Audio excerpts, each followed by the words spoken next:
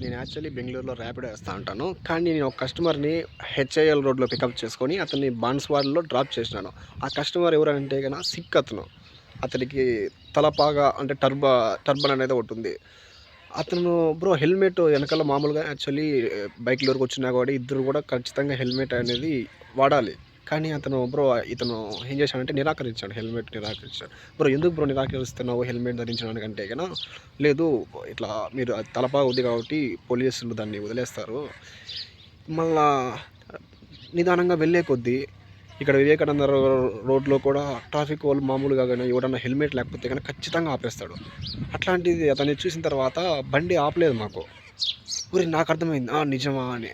మళ్ళీ నేనేం చేసినానంటే చాట్‌జీపీటీని అడిగాను ఎందుకు ఇట్లా వాళ్ళని ఎక్స్క్లూడ్ చేసేసినారు అంటే చాట్‌జీపీటీ చెప్పింది. అంటే మోటార్ వెహికల్ యాక్ట్స్ ప్రకారం కొన్ని వాళ్ళు ఏం చేసినారంటే మతాలకు వాళ్ళ మతాల్ని టాలరేట్ చేసినారు. సో టాలరేట్ అనుకో చెప్పకూడదు.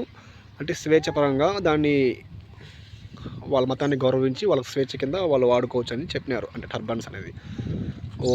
ఇదే ఆ విషయం అని మళ్ళా అది ఎటువంటి సిక్స్ ఓన్లీ పంజాబ్లో సిక్లకేనా అంటే అమృతవాణి సిక్లు కొంతమంది ఎక్కువ వాడుతూ ఉంటారు కదా టర్బన్స్ అనేది. వాళ్ళకు వాళ్ళు అది టర్బన్స్ వల్ల వాళ్ళకి హెల్మెట్ లేకపోయినా కూడా ప్రయాణించవచ్చు అని చెప్పారు. కానీ హెల్మెట్ అనేది మస్ట్ అండ్ షుడ్ యూస్ చేయండి.